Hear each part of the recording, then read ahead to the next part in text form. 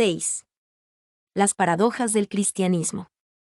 La verdadera dificultad con este mundo nuestro no es que sea un mundo irrazonable ni que sea un mundo razonable. La dificultad más común es que es aproximadamente razonable, pero no del todo. La vida no es ilógica, pero es una trampa para los lógicos. Parece un poco más matemática y regular de lo que es. Su exactitud está evidente, pero su inexactitud escondida, su salvajismo, yace en acecho.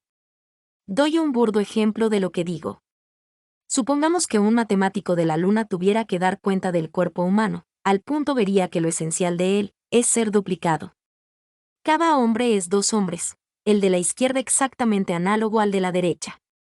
Habiendo observado que hay un brazo a la izquierda y otro a la derecha, una pierna a la izquierda y otra a la derecha, podría seguir observando y ver a cada lado el mismo número de dedos, ojos gemelos, orejas gemelas y aún gemelas cavidades craneanas. Al fin, lo tomará como una ley, y luego, al encontrar un corazón a un lado, deducirá que también hay un corazón al otro.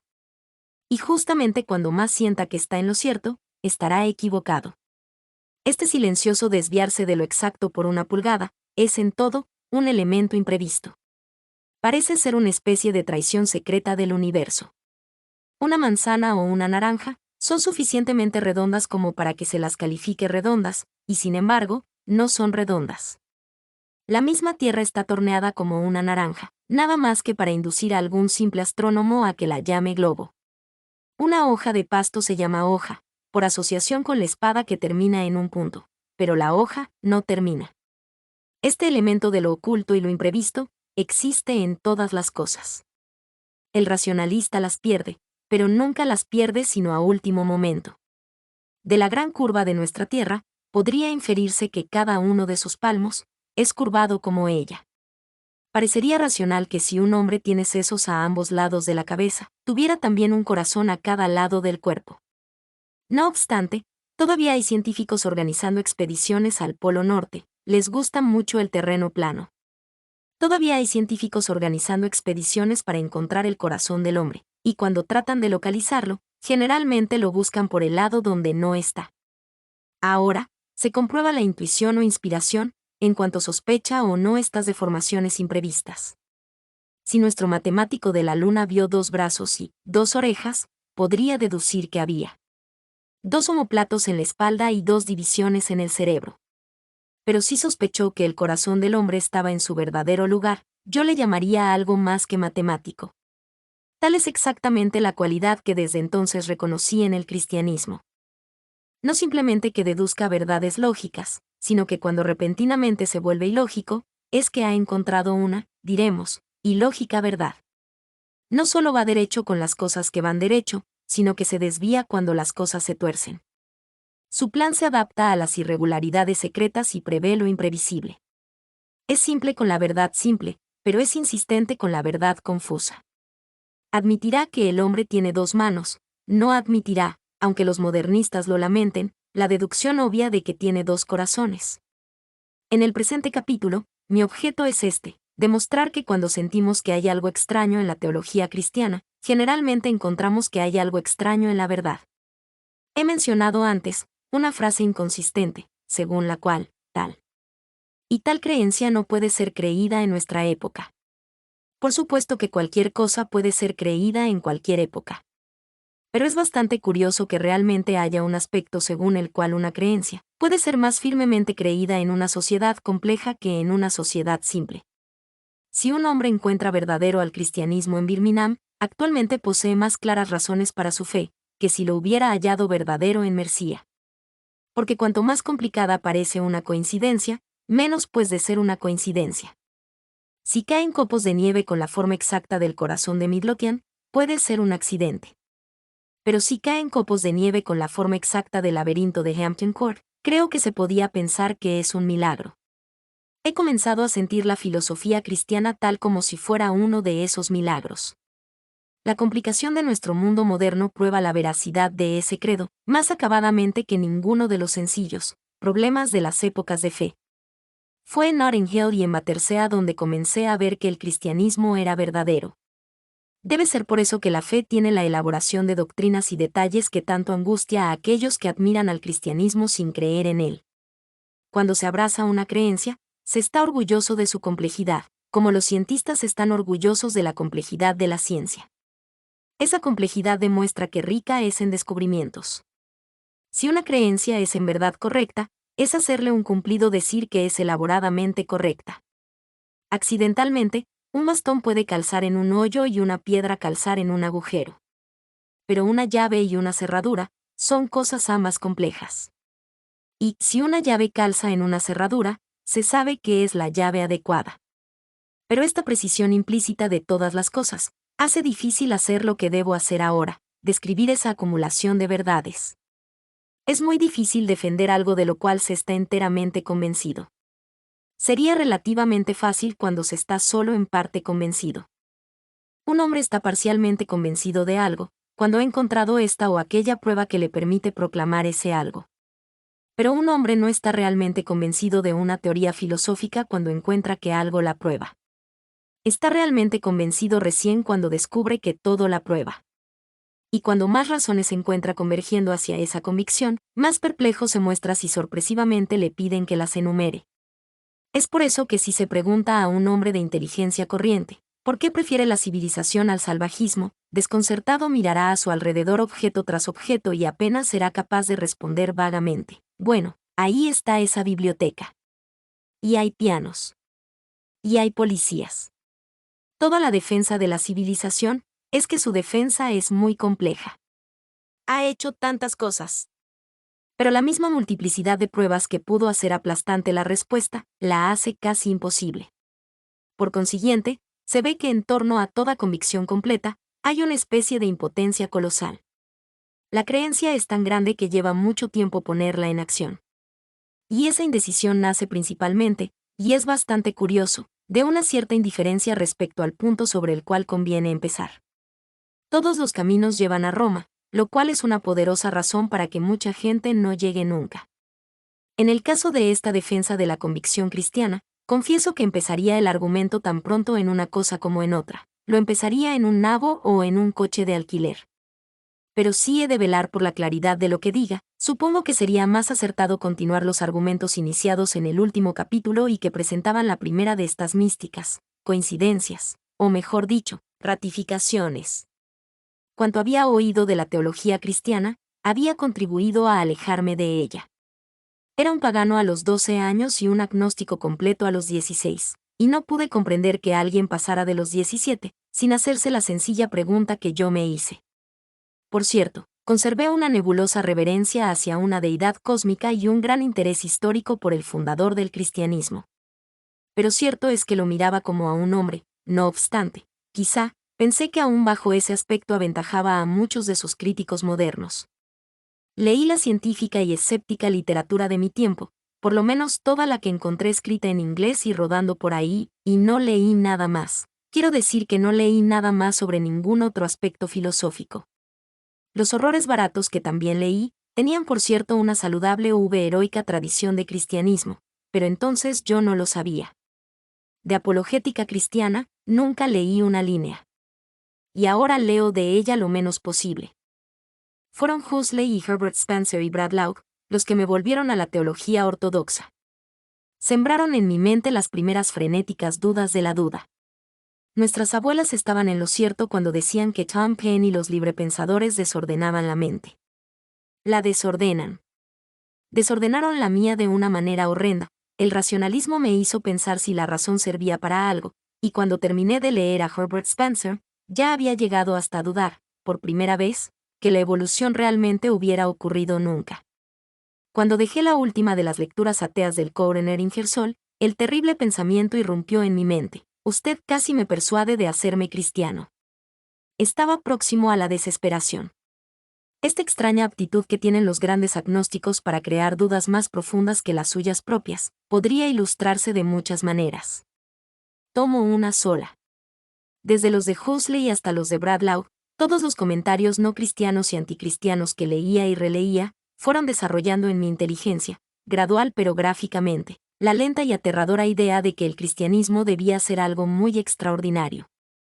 Porque, según lo entendí, el cristianismo no solo poseía los más inflamados defectos, sino que, aparentemente, tenía un místico talento para combinar entre sí defectos que parecían incombinables.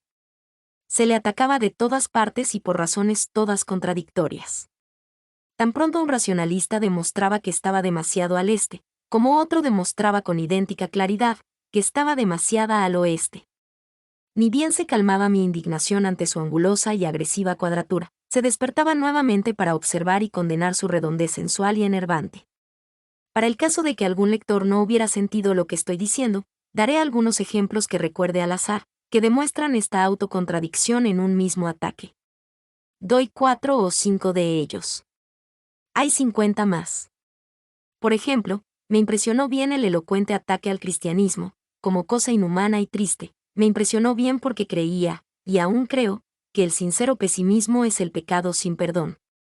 El pesimismo insincero es un cumplimiento social, más agradable que otra cosa. Afortunadamente casi todos los pesimismos son insinceros. Pero yo estaba dispuesto a volar la iglesia Catedral San Pablo, si el cristianismo era pesimista como decía esa gente. Lo extraordinario es esto: en el capítulo primero, me probaban, a mi completa satisfacción, que el cristianismo era demasiado pesimista, y luego en el capítulo segundo, comenzaban a probarme que era demasiado optimista. Una acusación era que el cristianismo, con mórbidas lágrimas y terrores, impedía al hombre buscar placer y gozo, en el seno de la naturaleza. Pero otra acusación era que confortaba a los hombres con una providencia ficticia y los albergaba en una nursery blanca y rosada. Un gran agnóstico preguntó por qué la naturaleza no era bastante bella y por qué era tan duro ser libre. Otro gran agnóstico objetó que el optimismo cristiano, vestidura engañosa tejida por piadosas manos, nos ocultaba que la naturaleza era fea y que era imposible ser libre. No bien un racionalista terminaba de llamar pesadilla al cristianismo, otro comenzaba a llamarle paraíso de locos. Esto me intrigó, las acusaciones parecían inconsistentes. El cristianismo no podía ser al mismo tiempo la máscara negra de un mundo blanco y también la máscara blanca de un mundo negro. La situación del cristiano no podía ser simultáneamente tan confortable que fuera cobardía aferrarse a ella y tan incómoda que fuera idiotez soportarla.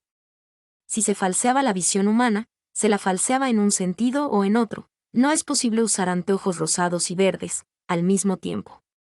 Con tremendo gozo, como todos los jóvenes de ese tiempo, preparé mi lengua para pronunciar las injurias que gritó Swinburne a las tristezas del credo. Habéis vencido, pálido Galileo, el mundo se tornó gris, con vuestro aliento. Pero cuando leí los comentarios del mismo poeta sobre el paganismo, como ser en Atlanta, deduje que antes que el Galileo respirara sobre él, el mundo era, si es posible, más gris que después que hubo respirado.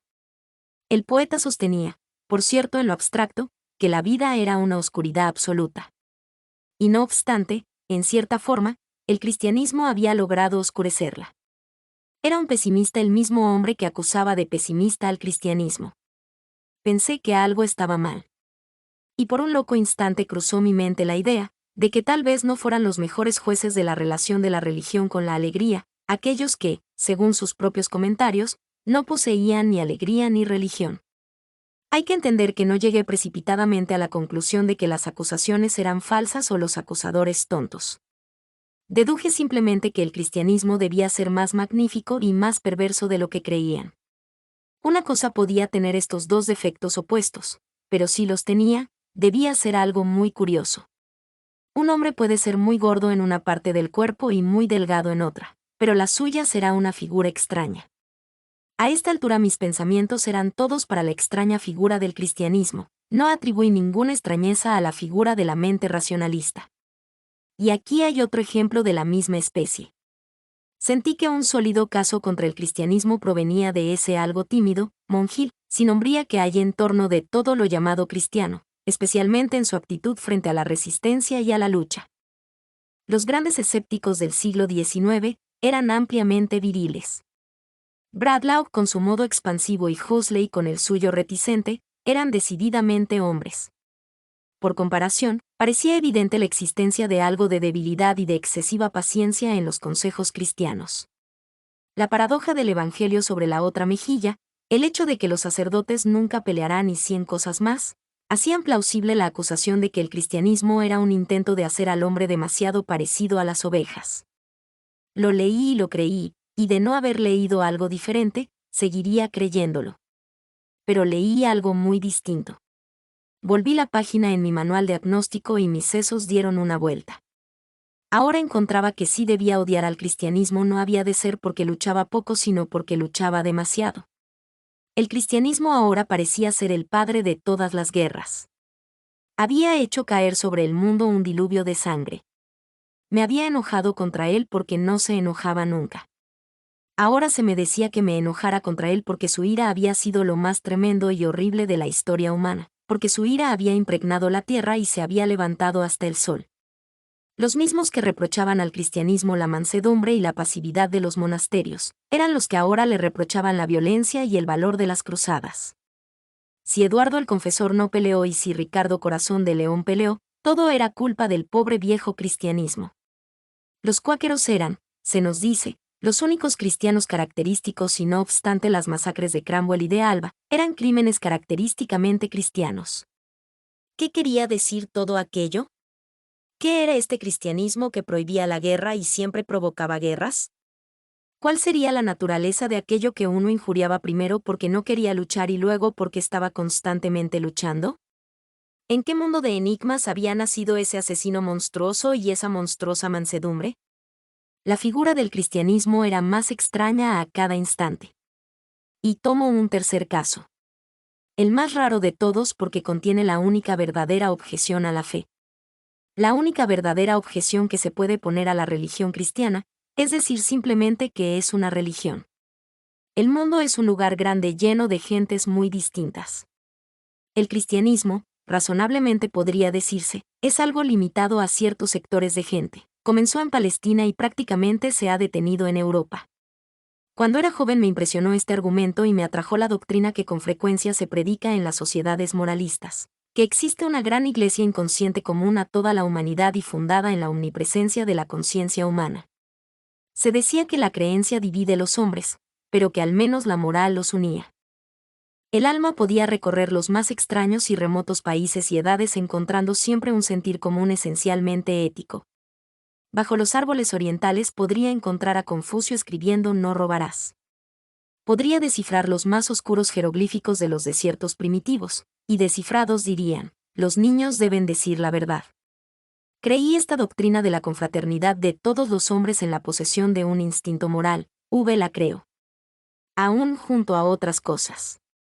Estaba disgustado con el cristianismo porque sugería, según supuse, que todas las edades y todos los imperios de los hombres habían huido de esta luz de la justicia y de la razón. Pero luego encontré algo asombroso. Encontré que los que decían que desde Platón hasta Emerson la especie humana era una sola iglesia, eran los mismos que decían que la moralidad había cambiado por completo y que lo que fue bien en una época, fue mal en otra. Si pedía, digamos, un altar, me decían que no lo necesitaba, porque los hombres nuestros hermanos, en sus costumbres y en sus ideales, nos habían legado claros oráculos y una creencia.